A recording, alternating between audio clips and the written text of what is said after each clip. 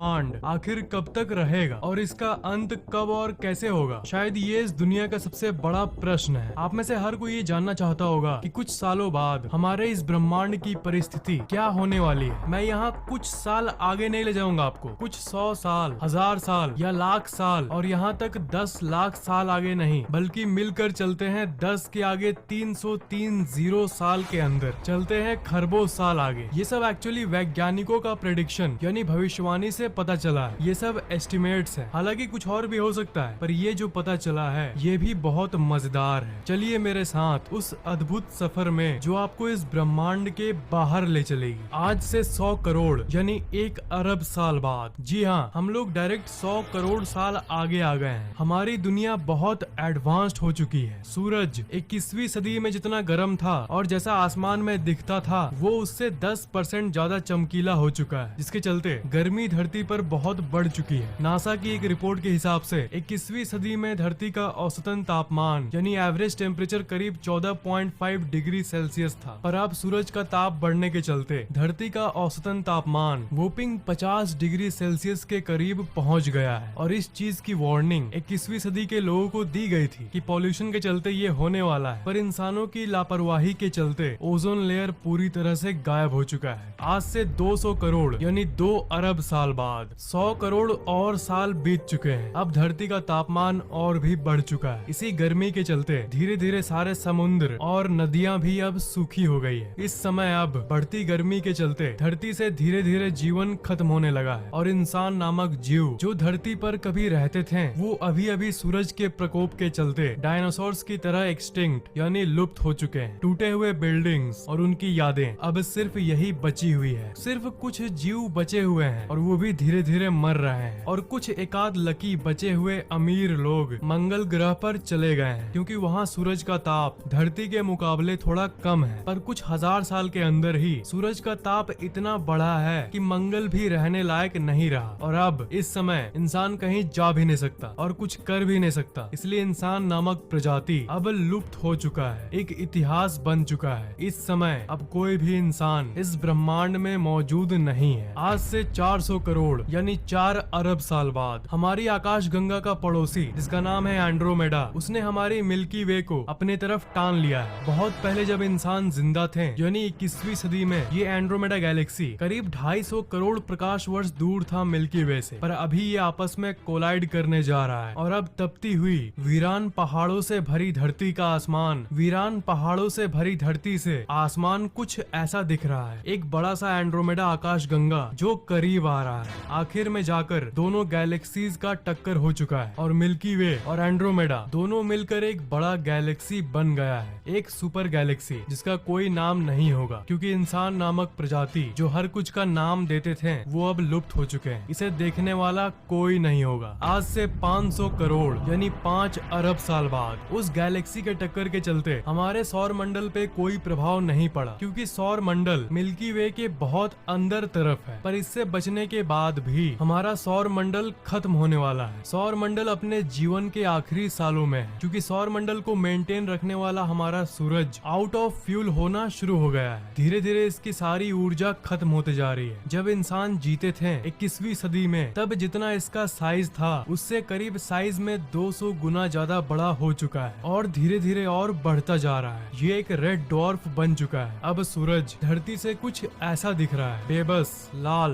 बड़ा सा मरता हुआ सूरज, और इसे भी देखने वाला कोई नहीं होगा। अब इस समय सौर मंडल के एंगल से देखें तो सूरज का साइज और भी बढ़ता जा रहा है और वो अब सौर मंडल का पहला ग्रह यानी बुध ग्रह को अब वो निगल चुका है। अब सौर मंडल में 8 नहीं बल्कि सिर्फ 7 ग्रह हैं। अब सूरज सारे ग्रहों को एक एक करके निगलता जा रहा है। सबसे पहले ये मर्क्यूरी को निगला, फिर वेनस को, फिर धरती नामक ग्रह को भी निगल गया है, जिस पर कभी इंसान नामक प्राणी हुआ करते थे। धीरे धीरे करके जुपिटर, सैटर्न, यूरेनस, नेपच्यून सबको सूरज निगल चुका है और अब सौर मंडल में कोई भी ग्रह नहीं बचा है, सिर्फ सूरज ही बचा है। आज से 1,500 करोड़ यानी 15 अरब साल बाद सौर मंडल का अंत हो चुका है और अब सौर मंडल कुछ ऐसा दिख रहा है, एक मरता हुआ बूढ़ा सा सूरज और आसपास बिखरे हुए ग्रहों के टुकड़े, एक मरता हुआ सूरज जो कि ठंडा हो रहा है और ये बेचारे टुकड़े जो कि उन ग्रहों के हैं जिसे सूरज ने 1000 करोड़ साल पहले ही ही निगल लिया था। सौर मंडल, जो प्यारा सा सौर मंडल हुआ करता था, उसका अस्तित्व अब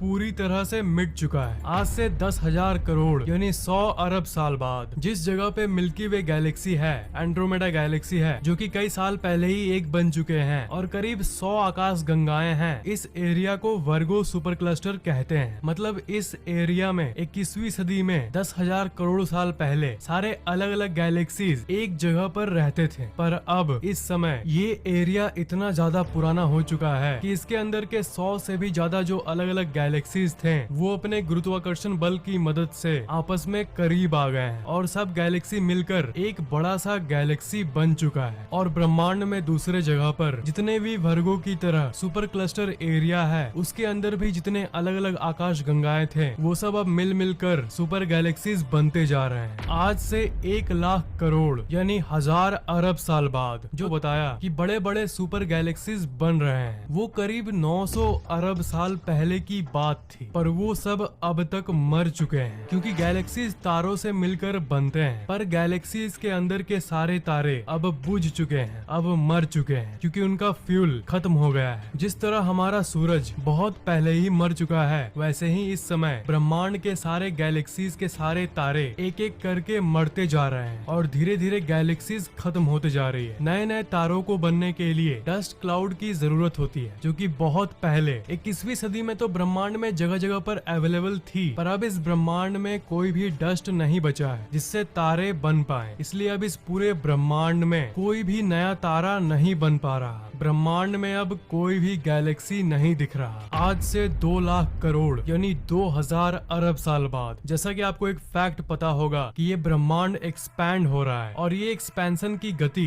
बढ़ते जा रही है। पर अभी 2 लाख करोड़ साल बाद ये स्पीड लाखों गुना बढ़ गई है। अब इस ब्रह्मांड में कोई गैलेक्सीज तो नहीं है, पर टूटे हुए कुछ अवशेष बचे हैं। पर ब्रह्मांड के फैलाव के चलते वो भी एक दूसरे से दूर होते जा रहे हैं, उनके बीच का गैप बढ़ता जा रहा है, क्योंकि ये ब्रह्मांड हद से ज्यादा तेजी से फैल रहा है। आज से 20 लाख करोड़ यानी 20,000 अरब साल बाद इस मरते हुए ब्रह्मांड के दूसरे साइड में अभी भी आखिरी के 10 या 20 तारे बचे हुए हैं। एंड ऑफ कोर्स अंतरिक्ष के वो दानव जिसे ब्लैक होल कहते हैं, वो अब इस ब्रह्मांड के राजा बन चुके हैं। तारे और ग्रह तो अब इस ब्रह्मांड में न के बराबर है, पर ब्लैक होल सब लाखों के तादाद में इस ब्रह्मांड में घूम रहे हैं, और वो ग्रहों के बचे हुए अवशेषों को ढूंढ रहे हैं ताकि वो उसे खा पाए। आज से 1 करोड़ करोड़ यानी 1 लाख अरब साल बाद अब इस ब्रह्मांड के दूसरे साइड के जो आखिरी के तारे कुछ बचे थे, वो भी अब मर चुके हैं, और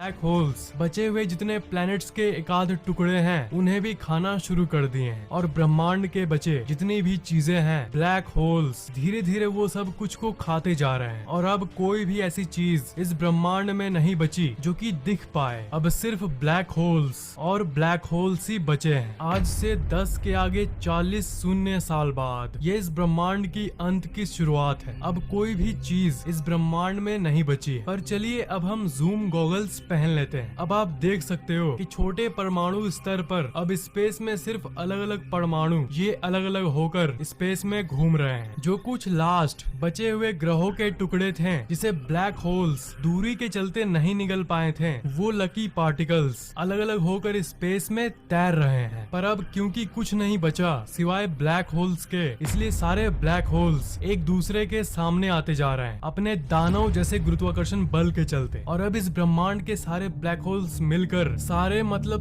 मिलकर एक सुपर ब्लैक होल बन गई है, और जो बचे हुए लकी पार्टिकल्स थे उसे भी ये बड़ा ब्लैक होल अब खाना शुरू कर दिया है। उस सुपर ब्लैक होल की साइज इतनी है कि इसे शब्दों में बयान नहीं किया जा सकता। अब धीरे धीरे ये ब्रह्मांड मर रहा है। आज से 10 के आगे 303 शून्य साल बाद, जिसे कहते हैं सेंटिलियन, ये है ब्रह्मांड का अंत। अब ये ब्रह्मांड पूरी तरह से खाली हो चुका है, और ये फैलते फैलते यानी एक्सपैंड होते होते इतना एक्सपैंड हो चुका है कि मैं इस साइज को सोच के आपको शब्दों में बता या फिर स्क्रीन पर दिखा नहीं सकता। अब इस ब्रह्मांड का साइज इतना हो चुका है कि वो सुपर ब्लैक होल भी हॉकिंग रेडिएशन के चलते अब इवेपोरेट हो चुका है। मतलब वो ब्लैक होल्स जो सब कुछ सूरज को मार रहे थे अब वो खुद मर रहे हैं, और अब कुछ सालों के अंतराल में ही वो एक बचा हुआ ब्लैक होल भी गायब हो गया है। और अब वो अल्टीमेट पॉइंट आ चुका है जहाँ पर कोई इलेक्ट्रॉन, प्रोटॉन, न्यूट्रॉन नहीं है, और ना ही कोई ग्रह, ना ही कोई तारा, और यहाँ तक न ही कोई ब्लैक होल मौजूद है। और अब इस ब्रह्मांड में कुछ भी नहीं बचा है। ये ब्रह्मांड अब खत्म हो चुका है और इस समय अब कुछ भी मौजूद नहीं है। और यहाँ तक कुछ भी, ये कुछ भी नहीं है, ये भी मौजूद नहीं है। एब्सोल्युटली नथिंग, सिवाय इस खाली जगह के बदले, सिवाय इस स्पेस के बदले। और यही स्पेस शायद वो चीज है जिसे भगवान कहते हैं, क्योंकि ये हर जगह है और स्पेस ना जन्म लिया है और न ही कभी मर सकता है। स्पेस की अंदर की चीजें तो सारी की सारी जन्म लेकर खत्म हो चुकी है, पर स्पेस अपने आप में एक नॉन एग्जिस्टेंट चीज है। मतलब ये मरा हुआ है, मतलब ये कुछ नहीं है और ये अल्टीमेट है। और मरे हुए को कोई कैसे मार सकता है। इसी स्पेस में एक समय धरती नामक ग्रह हुआ करता था जिसमें इंसान रहते थे, जिसमें एक दिन आप मोबाइल पे फैक्टेक की वीडियो देख रहे थे जिसमें वो समय के अंत के बारे में बता रहा था। पर अब वो सब खत्म हो चुका है, सिर्फ स्पेस ही बचा हुआ है। अब कुछ भी नहीं है। यह है समय, ब्रह्मांड और अस्तित्व का अंत। अब सब कुछ जीरो हो चुका है, बट सिर्फ एक चीज बचा है और वो है लाइक बटन जो इस वीडियो के नीचे है। चलो, हमने बहुत माथापेची कर लिया, बहुत कुछ को देखा, पर आपको इस बात से सुकून मिलना चाहिए कि ये सब अरबों साल बाद होने वाला है। इसलिए चिंता मत करो, अभी अपनी जिंदगी को आराम से एंजॉय करो। Sit back and relax. ये वीडियो कैसा लगा नीचे कमेंट जरूर करना। इस वीडियो को लाइक और शेयर कर देना, और अगर आपने अभी तक इस चैनल को सब्सक्राइब नहीं किया तो सब्सक्राइब जरूर कर लेना।